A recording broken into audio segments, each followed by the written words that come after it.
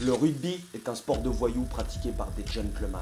Cette phrase si connue est représentative du rugby français, mais du rugby avant le professionnalisme. Des joueurs travaillant la semaine, ne dépendant pas d'un club pour gagner leur vie, se lâchant totalement sur les terrains le week-end.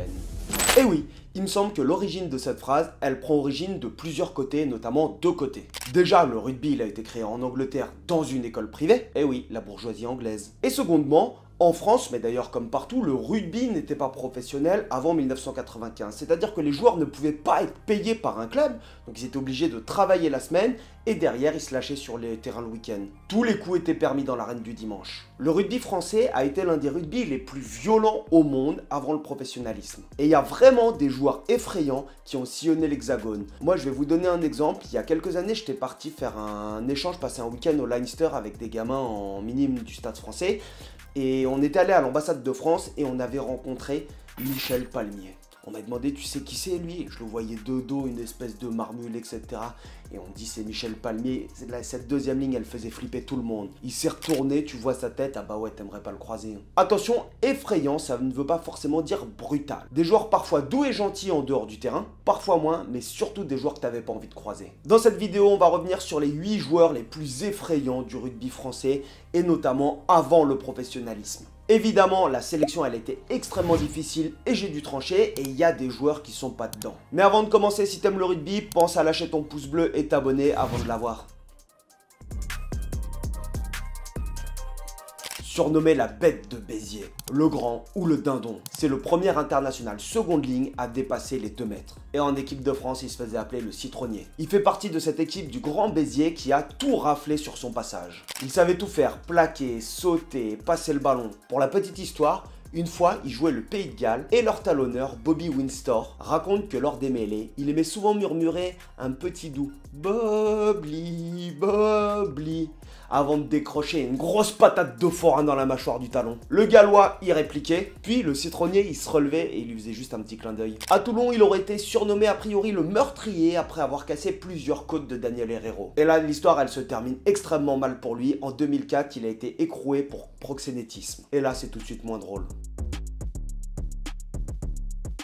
Né en 1995, il est l'un des plus grands piliers que le 15 de France y ait connu. 1m93 pour 115 kg. Ancien boxeur amateur poids lourd et joueur de l'équipe de France, il est surnommé le patron ou Guvnor par les Anglais, le boss. Le geste qui marque à tout le monde, il va arriver lors d'un match contre les Écossais. Sur une touche récupérée par les Bleus, il se structure en ballon porté, en cocotte quoi. Et alors que les tricolores progressent, Cholet, gêné par le 8 écossais, lui décoche une golden foudroyante. Le 8 écossais, McDonald, s'effondre. Dans le même match, il va mettre un énorme raffut au 10 écossais, mais le poing fermé dans le visage. Le soir, Ferras, un 3/4 français, vient le voir pour lui dire « Le président de l'Écosse, il veut ta tête. Alors laisse-moi parler. Je vais t'engueuler et tu vas gentiment baisser la tête. » Le soir, au banquet, McDonald, le 8 écossais, il vomit. Et ouais, malheureusement, ça c'est un des signes quand t'as pris des commotions, derrière tu peux avoir des vomissements. Mais à l'époque, on parlait même pas de commotion. Hein. Et Cholet, ce qu'il a réussi à en dire, c'est qu'il avait pas dû taper assez fort. Ce fut son premier et dernier match en équipe de France. Un pilier qu'on n'aimerait pas croiser dans un mall. Dit le professeur Garuche. C'est un pilier aux mensurations communes. 1m77 et 105 kg en forme. 42 sélections au compteur entre 1983 et 90. Élu 2 fois meilleur pilier du monde dans les années 80. Il est l'auteur d'une citation célèbre. Un pilier dans une mêlée, c'est comme un pilier dans une cathédrale. S'il s'effrite, c'est tout l'édifice qui s'effondre. En 1984, il aura l'honneur, ou pas, d'être le premier Français à être expulsé d'un match international en compétition pour une fourchette en plus qu'il n'avait pas commise. Ce flanqueur irlandais, John O'Driscoll, était myope et cherchait sa lentille. Je n'ai absolument rien fait et l'erreur a été reconnue. Il a plié un paquet de piliers dans sa carrière et c'est assez intéressant d'écouter ce que ses adversaires en disent. François Toulet, un minot qui joue son premier match avec Bègle. Ses partenaires, ils annoncent la couleur. Le petit, personne le touche, sinon il aura affaire à nous. Les béglés tapent le coup d'envoi directement en touche. Et oui, à l'époque, c'était de coutume de taper le coup d'envoi directement en touche pour mettre une grosse praline dans la mêlée et la relever. Ça donnait le ton du match. Et les poètes, ils font le topo au petit jeune. Toi, tu t'occupes de Garuet. Et le petit jeune, écoutez bien ce qu'il va dire. Je devais allumer Jean-Pierre Garuet alors que c'était mon idole. Je le regardais à la télé, je ne pouvais pas le taper. Et pourtant, il écoute ses coéquipiers. J'ai pris de l'élan et je l'ai allumé aussi fort que j'ai pu. Il n'a pas bouger d'un pouce. Après la bagarre, Garrieux m'a attrapé par le cou et m'a dit « C'est bien petit, tu iras loin ».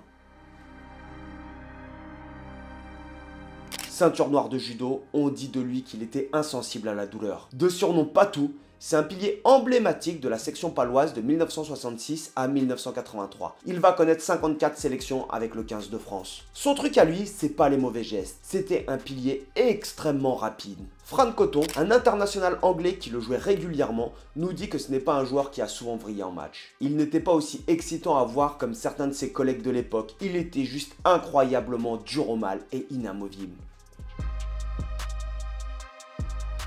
Surnommé la palme ou la momie à cause de tous les straps qui jonchaient son corps, c'est un joueur du Grand Béziers qui a dominé le rugby français dans les années 70-80. Une armoire à glace de 1,97 m pour 118 kg. Lors d'un match contre le Racing en 78, il va mettre une fourchette au talonneur adverse. Geste bien évidemment interdit qui consiste à enfoncer 2 doigts dans l'orbite de son adversaire. Armand Clerc, sa victime, va perdre en partie la vue. Il va être banni de l'équipe de France à vie.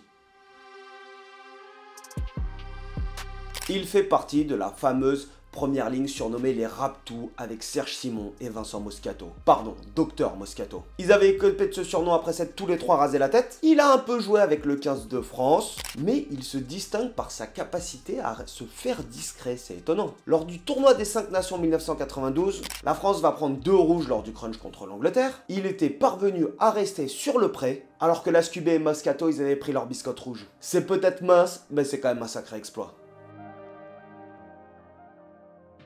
Seconde ou troisième ligne qui a joué au rugby entre 1980 et 2000. Je pense que vous savez par où il est passé déjà pour être dans cette liste. Et évidemment par le Grand Béziers. Il y a joué de 81 à 90. En 1990, à Murrayfield, il voit rouge. Un Écossais arrive sournoisement à glisser sa tête juste sous ses crampons alors que lui il marchait tranquillement. Bon, en réalité, l'Écossais le tenait pour pas qu'il puisse participer à l'action et il s'est fait justice lui-même.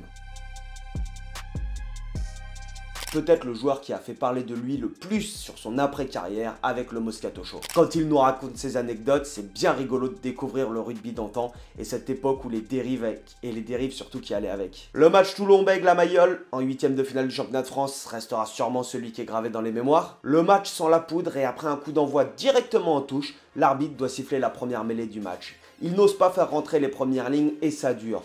Tout le monde sait comment ça va se terminer. Sauf que Moscato, mais en réalité on m'a dit que c'était pas Moscato, que c'était Gimbert, pousse l'arbitre qui en profite pour lui mettre une pénalité contre lui.